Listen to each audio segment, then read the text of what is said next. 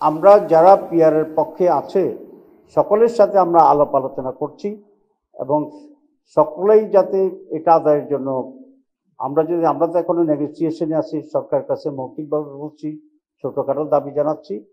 যদি সরকার এই বিষয়ে কোনো সিদ্ধান্ত গ্রহণ না করে, আলাপ আলোচনার জন্য আমাদের আহ্বান না করে, তাহলে ধীরে ধীরে আমরা জনগণের পক্ষ হইয়া ময়দানে এটার প্রতিনিধিত্ব করব। কত মানুষ এটা চায় সেভাবে আমি কর্মসূচি নিচ্ছি আস্তে আস্তে, এবং সকলের সাথে আমাদের যোগাযোগ হচ্ছে। আমরা প্রথম কথা হচ্ছে, ইলেকশন কমিশন যে বক্তব্য রেখেছেন তার বক্তব্যটা বিভ্রান্তিমূলক। এই কারণে যে আমাদের সংবিধানে প্রতি 5 বছর পর নির্বাচন হবে এই কথাটি লেখা আছে, কিন্তু কোন পদ্ধতিতে নির্বাচন হবে এই কথাটি লেখা নাই। এখন আমরা অতীতে একটা পদ্ধতিতে নির্বাচন করে আসছি এবং সেই হিসাবে এবারও সেই পদ্ধতির কথা বলেছি, কিন্তু এবার যে নতুন করে আমরা পিয়ারের দাবি করেছি, সুতরাং এখানে দুইটি পদ্ধতির এখানে প্রপোজাল, একটা ট্রেডিশনাল পদ্ধতি, একটা পিয়ার পদ্ধতি। সুতরাং ইলেকশন কমিশন যে কথা বলছে যে ট্রেডিশনাল পদ্ধতিতে নির্বাচন করা, এটাও সংবিধানে নেই। সুতরাং যেহেতু দুইটা দাবি আছে, দুইটা দাবি নিয়ে আলোচনা হওয়া উচিত, ইলেকশন কমিশন আলোচনা করা উচিত যারা এই দাবি করছে, এবং তারপরে একটা ফয়সালা হওয়া উচিত। এইটা নির্ধারণ না করে একতরফাভাবে আগের নিয়মে ইলেকশন কমিশনের রোডম্যাপ ঘোষণা করাটা একটি অন্যায় হয়েছে বলে আমরা মনে করি। আর একটি কথাকে বলে যে সংবিধানে নাই, আরেকটি দ্বারা বুঝাতে চেয়েছেন আরেকটা সংবিধান আছে, তাহলে এটা এক ধরনের বিভ্রান্তি এবং এটা ভুল তথ্য। না, এটা কোনো ধাক্কা হয় নাই, ধাক্কা খায়ও নাই, কেউ ধাক্কা দেয়ও নাই। এখানে যেটা আমরা বলেছি সেটা হচ্ছে 25টি রাজনৈতিক দল আউট অফ 31 পিয়ারের পক্ষে, এবং আমি সেটা আপনাদের ইতিমধ্যে বলেছি যে কোয়ালিটি এবং কোয়ান্টিটির ব্যাপারে আমাদের পার্থক্য আছে। কিছু দল পূর্ণ 2 কক্ষে চায়, কিছু দল আপার কক্ষে চায়, কিন্তু পিয়ার চায়। আমি আবার রিপিট করলাম। এখন যে কথাটা বলেছেন, যারা পিয়ার চায় তাদের সকলের সাথে আমরা যোগাযোগ করছি, যদি সরকার স্বাভাবিকভাবে না করে, যাতে আমরা আন্দোলনে এই দাবিতে এক হতে পারি। তো আমরা সেভাবে কাজ করছি। কতগুলো দল, যুগপথ, এসব বিষয়টি এখনো আমরা নির্ধারণ করিনি।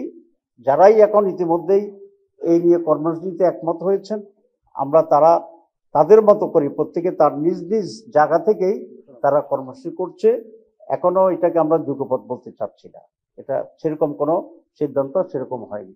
কিন্তু যেহেতু দাবি এক, প্রত্যেকে তার মতো করেই আন্দোলনে নামবে, বক্তব্য রাখবে, এটা প্রত্যেকটি দলের নিজ এখতিয়ার। আমি তো বলেছি যে যুগপথ আন্দোলনটিও এখন আমরা সেভাবে মেনশন করছি না। যেহেতু দাবি একরকম, প্রত্যেকটি দল তার মতো করেই মাঠে কর্মসূচি দেবে বা দিচ্ছে। এখানে নির্বাচনী জোটের বিষয়টি এখন এখানে আসছে না, এটা আরো সময়ের ব্যাপার, আমরা দেখছি। তবে জুলাই চেতনায় বিশ্বাসী সকল দলের সাথেই আমরা একটা সুন্দর, অবাধ এবং আন্ডারস্ট্যান্ডিং নিয়ে নির্বাচন করা যায় কিনা আমরা এটা আলোচনা করছি। এই কমিশন এত শক্তিশালী, মরতে গিয়েও আবার বাইসে যায়। কয়েকবারে তাদের টাইম শেষ হয়েছে, আবার কয়েকবারে এক্সটেনশন হয়েছে। গতকালও তাদের টাইমকে আরো এক্সটেন্ডেড করা হয়েছে। এটা সকলের ঐকমত্যের ভিত্তিতেই সেটা হয়েছে। জুলাই সনদের ব্যাপারে বিরোধিতা 2 ধরনের আছে। একটা হচ্ছে কিছুটা পলিটিক্যাল বিরোধিতা আছে, আর একটা হচ্ছে আইনগত বিষয়টি নিয়ে এখনো একটা আলোচনা হচ্ছে।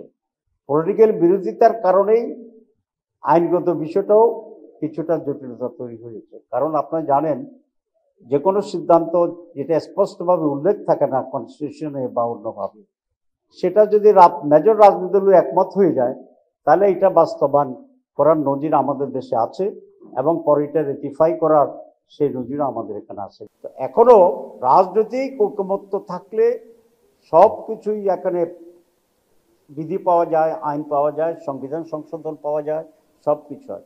আনফর্চুনেটলি আমরা সব রাজনৈতিক দলগুলো এখনো এই বিষয়ে একমত হতে পারি নাই, বিধায় কিছুটা ডিলে হচ্ছে, জটিলতা তৈরি হচ্ছে।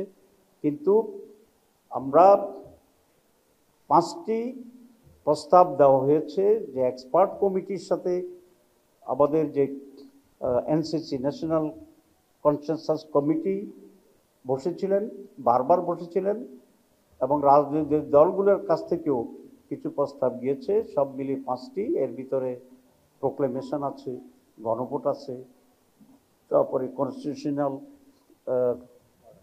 অর্ডার আছে, এরপরে গণভোট আছে, এরপরে আপনার এই অধ্যাদেশ, প্রোক্লেমেশন বলছি, এটা অধ্যাদেশ আছে, তারপরে কনস্টিটিউশন করার জন্য যে ভোট আছে সেটা আছে। আমরা তো নির্বাচনে অংশগ্রহণ করব না এটা কখনো বলি নাই। আমরা বলছি এই দাবিগুলো যেগুলোর ব্যাপারে আমরা ঐকমত্য পোষণ করেছি সেই দাবিগুলো আইনগত ভিত্তির মাধ্যমে নির্বাচনের আগেই বাস্তবায়নযোগ্য করতে হবে।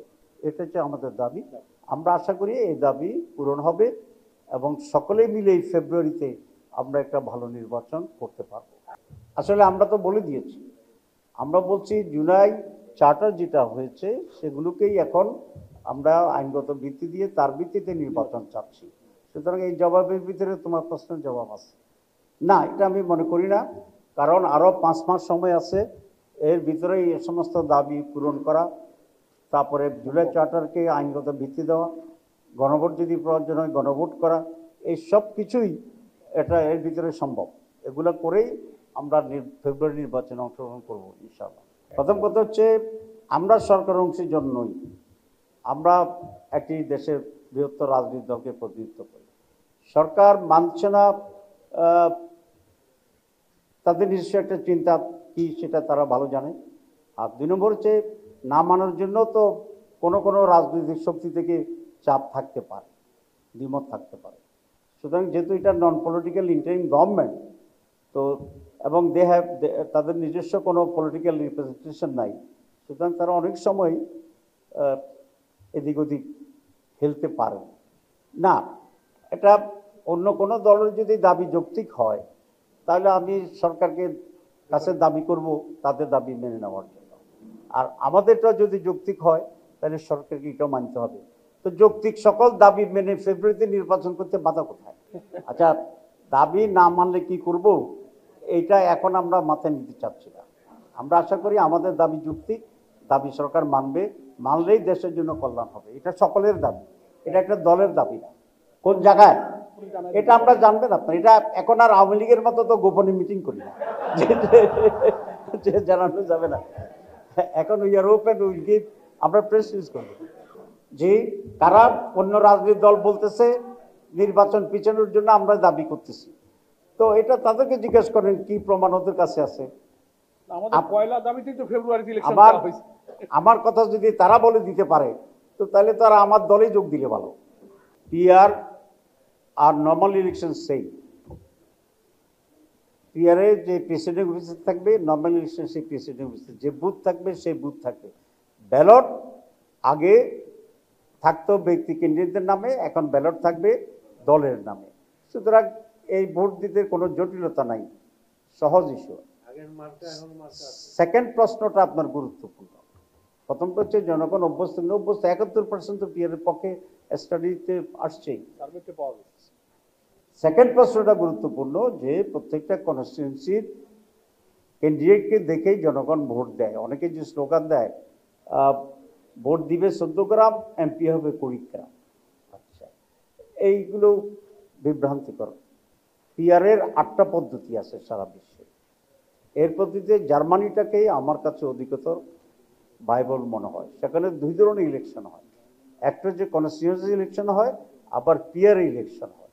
প্রত্যেক জায়গার প্রতিনিধি থাকে আর পিআরও একটা নাম্বার ইলেক্টেড হয়।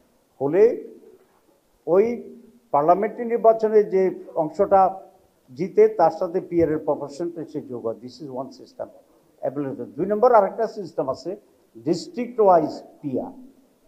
আপনার ন্যাশনাল ভোটে আবার ডিস্ট্রিক্টে সিলেকশনের একটা পদ্ধতি আছে। সুতরাং কুমিল্লারতে যে ভোট হবে কুমিল্লার এমপিরা সেখানে ইলেক্টেড হইতে পারবে in relation to the national decision. 2 রকম। তো এগুলো তো সাধারণ ভোটারদের কোনো ইস্যু না, এই ইস্যুটা হবে যারা ডিস্ট্রিবিউশন করবে, উপরে ডিসাইড করবে তাদের ইস্যু। সুতরাং জনগণের ভিতরে পদ্ধতিগত জটিলতা এখানে থাকবে না।